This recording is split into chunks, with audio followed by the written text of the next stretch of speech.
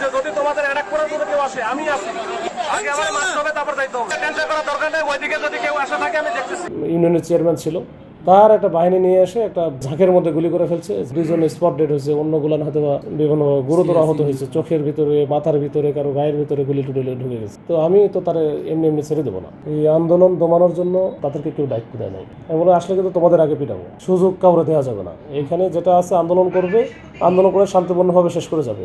এই পক্ষ ওইখানে গিয়ে আন্দোলন দমানোর কাজ যাইতে পারবে না, এটা আমার জীবন থাকতে যাবে না। প্রথম কথা হচ্ছে আমি পাবনাতে ছিলাম অতিরিক্ত পুলিশ সুপার প্রশাসন ও অর্থ হিসেবে।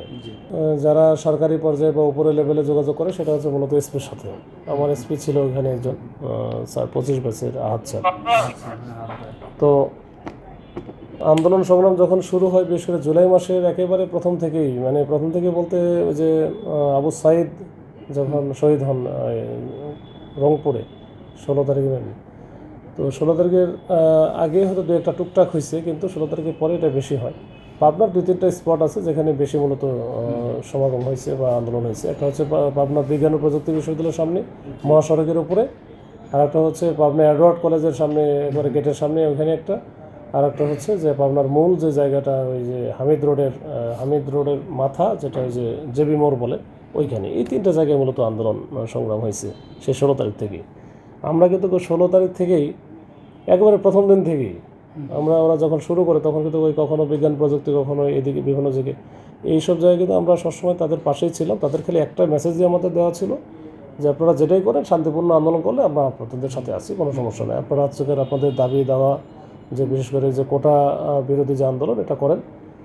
তো এইটাতে আমরা প্রথম থেকেই সাথে ছিলাম। দু একটা মাঝখানে জুলাই মাসে একটা ঘটনা ঘটছিল ইয়েতে, ওই টার্মিনালে।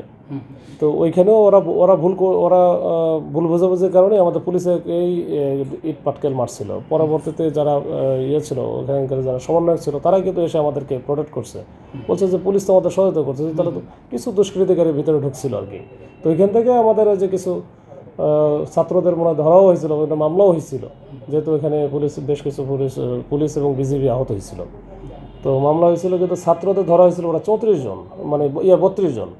এই 32 জনকে কিন্তু আমরা রাতের বেলা কিন্তু পরে ওই 32 জনকে ছেড়ে দিচ্ছি একবারে, মানে নিয়ে আসা ওই যে যারা গার্জিয়ান ছিল তাদেরকে ডেকে নিয়ে এসে আমরা প্রত্যেককে, একটাও ছাত্র আমরা রাখি নাই, যে ঠিক আছে ছাত্র মানুষ ওরা আন্দোলন করতে গিয়ে ভুল টুল করতে পারে, হইতে পারে, সবাইকে কিন্তু আমরা ছেড়ে দিচ্ছি। সরকারি দলের অঙ্গ সংগঠনের বিভিন্ন নেতারা ছিল, এরা যারা হচ্ছে একটু দুষ্ট টাইপের, যারা ঝামেলা করতে পারে। আমার প্রতিদিনই আন্দোলনের আগে প্রথম কাজই ছিল আমি কিন্তু তাদেরকে ফোন দিয়ে বলতাম যে এই আন্দোলন দমানোর জন্য বা আন্দোলনের বিষয়ে হস্তক্ষেপ করার জন্য তাদেরকে কেউ দায়িত্ব দেয় নাই। এই দায়িত্ব হচ্ছে আইন শৃঙ্খলা রক্ষার দায়িত্ব আইন শৃঙ্খলা বাহিনীর। তো এখানে পুলিশ আছে, বিজিবি আছে, তারা দেখবে। তোমাদের এদিকে আসার দরকারও নাই, কোনো কিছু করা দরকার। এখনও যা শুনবেন যে অনেকে যারা আছে যদি থাকে, আমি প্রত্যেক দিন এই মেসেজ দিচ্ছি, এবং আসলে কিন্তু খবর হয়ে যাবে। আমি বলে আসলে কিন্তু তোমাদের আগে পিটাবো বা ধরবো, মামলা হবে, আমি মামলা নিব। তো ওই জন্য ওরা কিন্তু খুব প্রথম থেকে 3 তারিখ পর্যন্ত কেউ আসে নাই। 4 তারিখে যেটা ঘটলো একটু ভিন্ন চিত্র, যেটা আমরা জানি যে 3 তারিখে রাত্রে হয়তো বা সরকার দলীয় যারা ছিল তাদের হয়তো বা একটা মিটিং, মানে কোনো কমন ইনস্ট্রাকশন ছিল কিনা যায় না। 4 তারিখে কিন্তু তারা সহস্র অবস্থা অনেকেই মাঠে নেমে যায় তাদের প্রতিপক্ষ হিসেবে। তখন ওই দিনটাই ছিল চরম উত্তেজনার সময়, এবং আমরাও ওই সময়ে খুবই বিপদে ছিলাম। কিন্তু এর মধ্যেও দেখা গেলো যে এটা যেটা বড়, যেটা আমাদের মানে মাথা ব্যথা ছিল, সেটা তো পাশে আওয়ামী লীগের অফিস ছিল, ওইখানে অনেক লোকজন জড়ো হয়ে গেছিলো, যে মানে 5-7 হাজারের মতো, অনেকে সশস্ত্র অবস্থায় ছিল। আর এদিকে সমাবেশ ছিল, দুইটার মাঝখানেও দাঁড়াচ্ছিলাম যেন এটা দুইটা পক্ষ কখনো মানে এক না হয় এবং একে অপরকে যেন হামলা না করে। এটা কিন্তু আমরা কিন্তু মানে খুবই দক্ষতার সাথে এটা করে ফেলছি। কিন্তু অন্য দিক থেকে এই যে এই বিচ্ছিন্ন একটা লোক, মানে সে হচ্ছে একটা যে ইউনিয়নের চেয়ারম্যান ছিল, তার একটা বাহিনী নিয়ে এসে একটা গলি দিয়ে এসে ঢুকে কিন্তু এই কাজটা করছে। একবারে ঝাঁকের মধ্যে গুলি করে ফেলছে। ঝাঁকের মধ্যে গুলি করলে যেটা লাগছে, কারো না কাউকে তো লাগছে, যাকে লাগছে সেই মানে 2 জন স্পট ডেড হয়েছে, অন্যগুলো হয়তো বা বিভিন্ন গুরুতর আহত হয়েছে, চোখের ভিতরে, মাথার ভিতরে, কারো গায়ের ভিতরে গুলি টুলি ঢুকে গেছে। তো তাৎক্ষণিকভাবে আমরা হচ্ছে যদি রিয়াকশনটা না দেখাতাম, আমরা সাথে সাথে কিন্তু মানে চলে গেছি।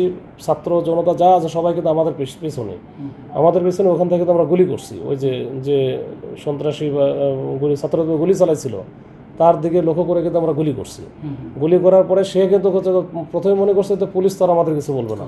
আসলে বিষয়তে আমরা তো এইরকম হার্ডলাইনে ছিলাম যে কে কী বললো আমার দেখার বিষয় না। আমার হয়তো অনেক পরে 5 তারিখে যদি এরকম না হতো তো আমার সমস্যা হতো, সেটা ভিন্ন জিনিস। কিন্তু আমি চাইছি যে সে যেহেতু এইভাবে দুটা ছেলে মানে এইভাবে ঝাঁকের মধ্যে গুলি করলো, এটা স্পট ডেড হয়ে গেছে, তো আমি তো তার এমনি এমনি ছেড়ে দেবো না।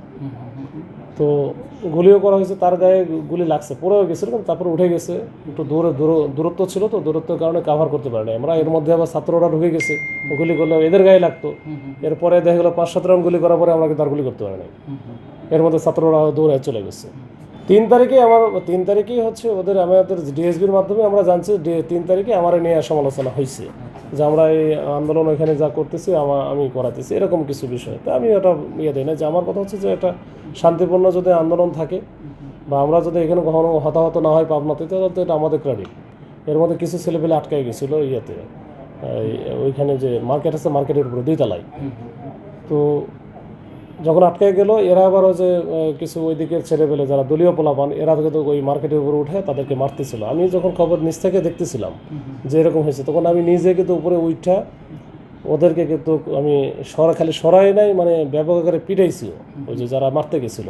পরে ওই ছেলেপেলেগুলো সেভ করে আমি নিজের আমার ওই যে টিআই ছিল ওখানে, টিআইকে দিয়ে আমি বললাম যে ওদেরকে নিয়ে যান, কোনোভাবে কেউ যেন আবার ওদেরকে আহত না করে। আমি নিজে রিস্ক নিয়ে ওখানে করছি। 5 আগস্টে যেটা সারা বাংলাদেশে পরিস্থিতি একরকম ছিল, পাবনাতে আমার মনে হয় অন্যরকম ছিল। পাবনাতে আমি পুলিশের প্রতি তো সব জায়গায় হচ্ছে ক্ষোভ ছিল, মানুষের ব্যাপক আকারে ক্ষোভ ছিল। এবং পুলিশের বিভিন্ন রকম স্থাপনা, থানা, তদন্ত কেন্দ্র, ফাঁড়ি, ক্যাম্প বা পুলিশ লাইন্স, এগুলো হচ্ছে বিভিন্ন জায়গায় জ্বালায় দিছে, পোড়ায় ফেলছে, পুলিশ মারছে। কিন্তু পাবনাতে ছিল কিন্তু একটু ভিন্ন বিষয়, ভিন্ন রকম। পাবনাতে কোনো থানা, তদন্ত কেন্দ্র, ফাঁড়ি, ক্যাম্প বা পুলিশ লাইন্স কোথাও কোনো মানে ফুলের টোকাও পড়ে না। এবং এটা কিন্তু ওই যে যারা দলীয় লোকজন আছে বা ছাত্ররা যারা আছে, এরাই কিন্তু পাহারা দিচ্ছে, নিজেরা আসে পাহারা দিচ্ছে। বলতে পাহারা মানে এরা ছিল, কিন্তু কেউ যে আসবে মিছিল নিয়ে আসবে, মানে মারবে বা এটা ধ্বংসাত্মক কার্যকলাপ চালাবে, এরকম কেউ আসে নাই। আমি দেখি নাই, কেউ আমাদের ওখানে কেউ দেখে নাই। এবং আমার কোনো ফোর্স বা কোনো অফিসার হামলার শিকার হয় নাই, কেউ একটা কার গায়ে পড়েও নাই কিছু।